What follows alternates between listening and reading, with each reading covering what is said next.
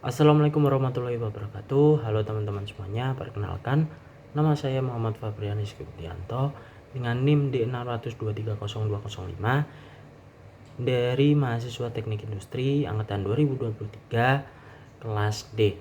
Teman-teman, di sini aku ingin sedikit menyampaikan tentang mini risetku terkait penerapan teknologi digital twin dalam optimalisasi proses produksi.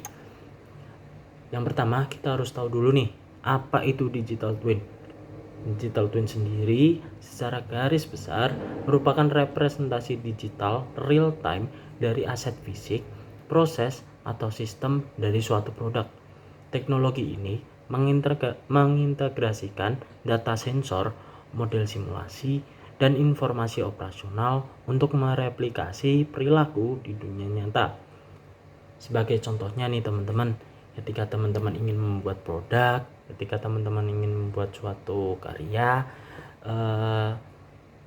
sebelum teman-teman membuat produk tersebut, teman-teman pastinya harus membuat prototipe terlebih dahulu dari produk tersebut. Nah, digital twin ini sendiri merupakan teknologi pengganti serta teknologi yang lebih modern dari prototipe teman-teman. Jadi digital twin ini sendiri dapat membantu teman-teman dalam memvisualisasikan suatu produk secara digital dengan akurat dan sistematis teman-teman.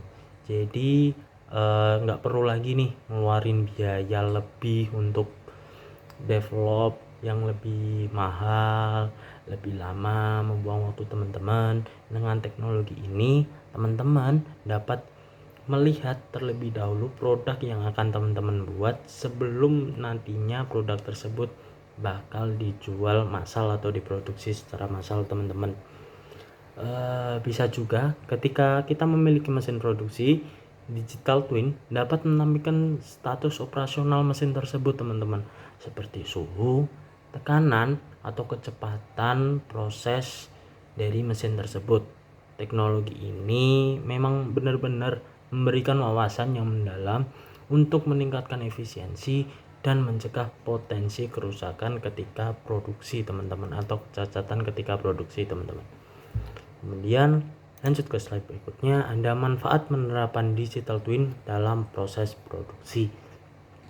Di sini ada 3 manfaat utama teman-teman dari penerapan digital twin dalam proses produksi. Yang pertama ada efisiensi. Teknologi ini dapat mempersingkat waktu siklus produksi, mengurangi downtime, dan meningkatkan throughput teman-teman. Kemudian yang kedua ada optimasi. Dengan digital twin kita dapat mengurangi limbah, mengoptimalkan penggunaan bahan baku, dan meningkatkan kualitas produk yang kita buat teman-teman. Kemudian yang ketiga nih, yang paling penting teman-teman, adalah inovasi. Digital twin memungkinkan simulasi virtual untuk mencoba berbagai skenario tanpa resiko teman-teman, sehingga kita dapat mengembangkan produk dan proses baru dengan lebih cepat teman-teman. Itu kemudian ada komponen utama dari digital twin ini sendiri teman-teman. Komponen yang pertama nih teman-teman, yaitu sensor. Komponen ini berfungsi untuk mengumpulkan data real time dari aset fisik seperti suhu atau vibrasi dari mesin teman-teman. Kemudian yang kedua ada model. Model ini sendiri yaitu representasi matematis atau simulasi perilaku fisik aset, proses, atau sistem teman-teman. Kemudian yang ketiga ada analisis, yaitu memproses data untuk mengidentifikasi pola, tren, atau anomali dari produk yang kita buat teman-teman. Kemudian yang keempat ada antarmuka, yaitu menyediakan visualisasi dan kontrol real time untuk pengguna. Kemudian yang selanjutnya nih teman-teman, ada implementasi digital twin di lantai produksi teman-teman. Di sini ada 5 tingkat lantai produksi. Yang pertama ada perencanaan. Perencanaan sendiri yaitu menentukan tujuan penerapan seperti meningkatkan efisiensi atau mengurangi downtime. Yang kedua ada pengembangan. yaitu membangun model digital berdasarkan data aset fisik. Yang ketiga ada integrasi, yaitu menghubungkan digital twin dengan sistem operasional pabrik. Maaf teman-teman.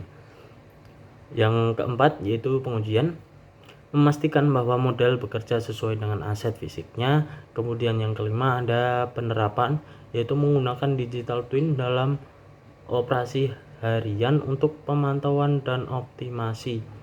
Contoh nih teman-teman, misalnya di dunia industri otomotif, digital twin dapat membantu merancang sistem perakitan yang lebih efisien sebelum diterapkan secara fisik, teman-teman. Jadi dengan digital twin kita dapat meminimalisir cacat produksi atau kesalahan ketika produksi dengan melihat dulu nih gimana sih proses tersebut terjadi atau gimana sih produk tersebut dibuat dengan bentuk digital atau visualnya dulu teman-teman. Jadi nggak ada produk nyatanya, tapi kita bisa lihat nih, oh nanti produk nyatanya akan seperti ini, prosesnya akan seperti ini melalui proses yang ini. Nah, teknologi itu dipakai loh teman-teman di beberapa perusahaan besar karena memang benar-benar membantu dalam mengurangi kerusakan dan cacat dalam proses atau pembuatan produk, teman-teman. Kemudian yang selanjutnya nih ada pengumpulan dan analisis data produksi. Yang pertama teman-teman ada data real time, yaitu data real time merupakan sensor yang berguna untuk mengumpulkan data tentang kinerja mesin, throughput, dan parameter lainnya. Kemudian yang kedua ada analisis. Data ini kemudian dianalisis untuk mengidentifikasi pola, tren, atau anomali. Jadi data real time tersebut kemudian akan dilanjutkan untuk dianalisis teman-teman terkait pola, tren, atau anomali dari produk yang akan dibuat. Kemudian yang ketiga adalah analisis yang memberikan wawasan tentang efisiensi, kualitas, dan efektivitas produksi, teman-teman. Digital twin ini sendiri berarti sangat penting ya teman-teman dalam suatu proses produksi, terutama nih di perusahaan-perusahaan manufaktur. Kemudian ada simulasi proses produksi dengan digital twin. Salah satu keunggulan utama dari digital twin adalah kemampuannya melakukan simulasi, teman-teman. Yang pertama yaitu simulasi apa jika. Kita dapat menguji skenario perubahan proses tanpa resiko terhadap aset fisiknya, teman-teman. Seperti yang aku jelaskan di awal, dengan digital twin kita dapat melihat bagaimana suatu produk atau suatu proses berjalan tanpa harus membuat atau melakukan atau melalui proses tersebut, teman-teman. Karena dengan digital twin semua itu dapat divisualisasi secara digital. Kemudian yang kedua ada pengujian desain, yaitu mensimulasikan perubahan desain produk untuk meningkatkan efisiensi. Kemudian yang ketiga ada mengidentifikasi parameter terbaik untuk kinerja optimal. Kemudian lanjut ya teman-teman, ada identifikasi peluang peningkatan efisiensi dari digital twin ini sendiri, teman-teman. Nah, ini menurutku yang paling penting, teman-teman. Dengan penerapan digital twin ini sendiri, kita dapat lihat dalam presentasi yang saya bawakan itu ada 4 faktor presentase yang dapat dikatakan sebagai output yang positif dari penggunaan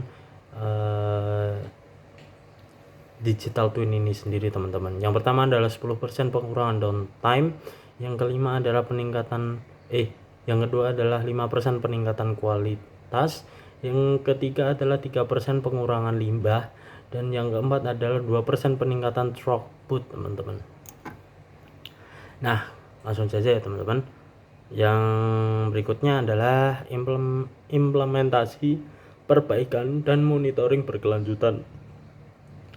Digital twin juga memungkinkan monitoring dan perbaikan berkelanjutan teman-teman dari suatu proses produksi atau produk yang kita buat.